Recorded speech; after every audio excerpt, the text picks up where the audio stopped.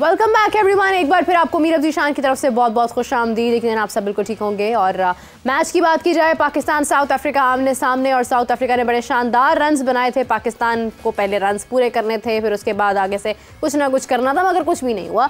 All out हो गई team. फिर उसके बाद जो है वो दोबारा से मैच खेलना शुरू किया। फॉलो ऑन का सिलसिला शुरू हुआ और उसके बाद शान मसूद अभी तक नॉट आउट हैं।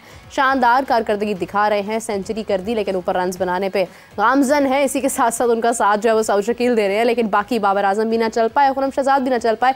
इस हवाले से गुफ्तगू का सिलसिला जो है वो जारी करते हैं। कामरान गुलाम भी ना चल पाए। तो हाफिज साहब से जानते हैं कि क्या सूरत हाल होगी। मेरे साथ मौजूद है आप सबकी जान क्रिकेट की शान हाफिज इमरान। अस्सलाम वालेकुम, कैसे हैं? बहुत शुक्रिया। अल्हम्दुलिल्लाह। हाफिज साहब, आज तो शान मसूद का बल्ला जो है वो खामोशी नहीं हो रहा, मतलब रन्स बनाता चला जा रहा है अल्हम्दुलिल्लाह। क्या कहना चाहेंगे इस हवाले से? पाकिस्तान ने अगर ये टेस्ट मैच बचाना है या फिर पाकिस्तान ने इस टेस्ट मैच का कोई भी रुख किसी और तरफ जाता है तो उसके लिए शान का आखिर तक बैटिंग करना ज़रूरी है। अब तो पाकिस्तान को ये सूट करता है कि वो बैट कैरी कर जाएं, और अगर ऐसा होता है, उनको सपोर्ट मिलती है दूसरे एंड से भी, तो फिर पाकिस्तान इस टेस्ट मैच की ख़तरे से निकल सकता है। लेकिन अभी उसके लिए काफ़ी वक्त बाकी है, क्योंकि अभी भी मेरा ख्याल है रन्स पाकिस्तान पीछे है, कुछ शायद 100 के रन्स पीछे है उनसे, साउथ अफ्रीका से फॉलो ऑन के बाद जब बैटिंग कर रहा है। तो पाकिस्तान के लिए ज़रूरी है कि शान रन्स करें, और इस इनिंग्स में जो उन्होंने खेली है ये ख़ुद इनके लिए एक एग्ज़ाम्पल है। अगर वो बैठ कर, इससे पहले वो बांग्लादेश के ख़िलाफ़ खेले इस सीज़न में टेस्ट मैचेस, इससे पहले वो इंग्लैंड के ख़िलाफ़ इस सीज़न में टेस्ट मैचेस खेले, उससे पीछे अगर चले जाते हैं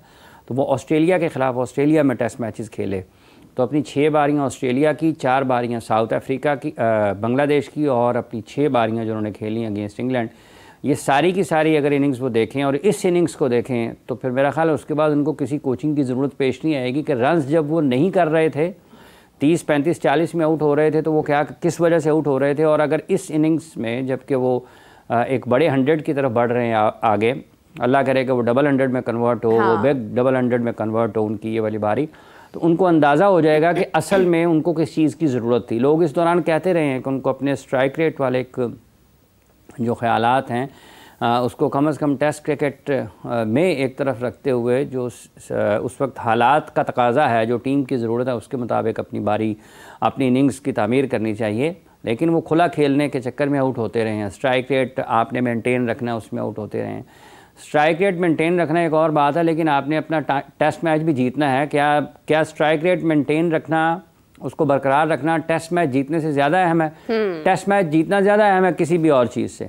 तो अगर आप उसकी वो फतह हासिल नहीं कर पा रहे हैं तो फिर आपकी कोई भी कारकर्दगी किसी भी जगह पर किसी खाते में नहीं आएगी, कोई उसको अहमियत नहीं दी जाएगी। आज वो रन्स कर रहे हैं, क्या कोई स्ट्राइक रेट की बात कर रहा है? स्ट्राइक रेट चल ही जाता है आपका। आज भी देखें कि उनका कोई बुरा तो नहीं स्ट्राइक रेट, अच्छे स्ट्राइक रेट के साथ खेल रहे हैं। उसमें उतार चढ़ाव आता है, कभी 60 के ऊपर चला जाता है, कभी नीचे आ जाता है। लेकिन ये जो रन्स करने की जो रन्स उन्होंने किए हैं, ये यकीनी तौर पर इसमें कई रिकॉर्ड्स, जो रीजनल रिकॉर्ड्स हैं वो बना दिए हैं। वर्ल्ड रिकॉर्ड है कि ओपनिंग पार्टनरशिप बाबर और शान के दरमियान जो हुई है, वो सेकंड इनिंग्स में फॉलो ऑन के बाद सबसे बड़ी पार्टनरशिप है टेस्ट क्रिकेट में। फिर कोई भी एशियन प्लेयर है, उसने साउथ अफ्रीका में पहली मरतबा 200 से ज़ायद रन्स की ओपनिंग पार्टनरशिप की है।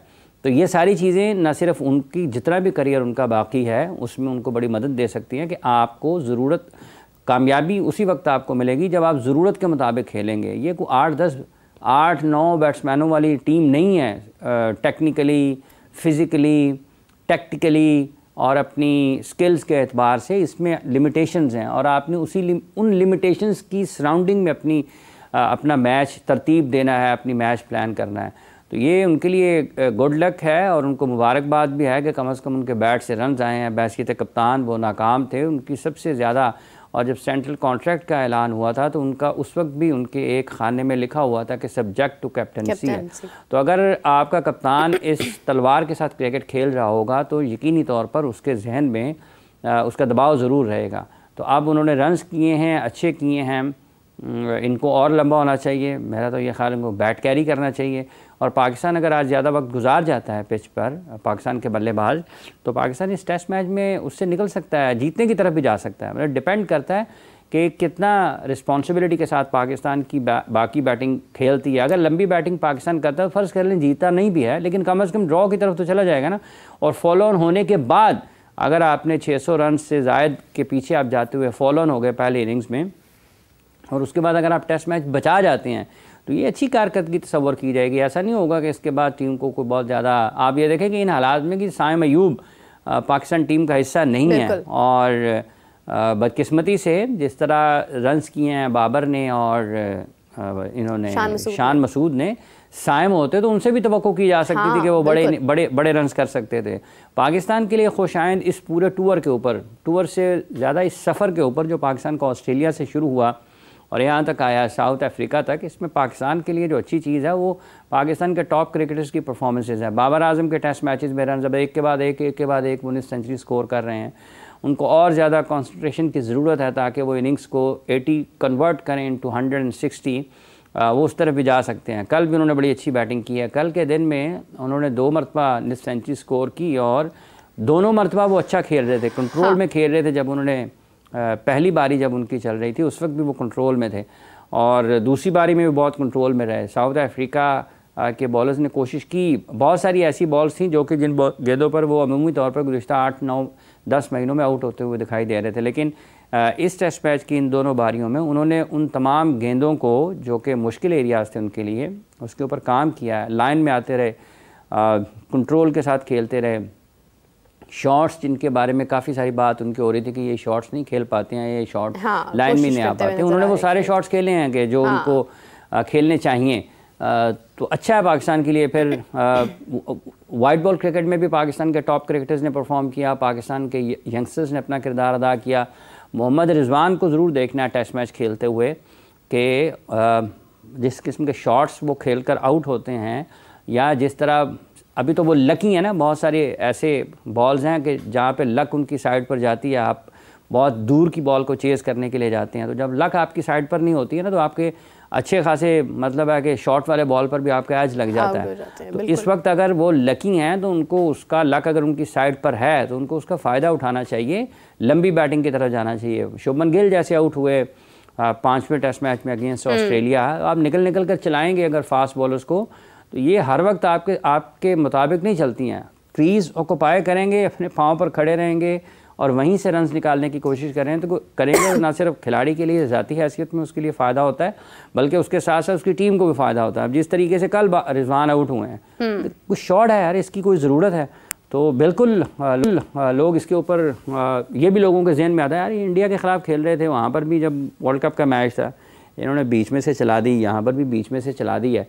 टेस्ट मैच में तो थ्रू आउट अगर इस सीरीज़ में भी देखते हैं, बहुत सारे उनके शॉट्स उन्होंने ऐसे खेलने की कोशिश की है, उनकी बॉडी से बहुत दूर थे, जो कि टेस्ट क्रिकेट में ऐसे नहीं आप खेल सकते। और जिस नंबर पर आप आते हैं आपको उसको लंबी बैटिंग की तरफ वहाँ से जाना चाहिए।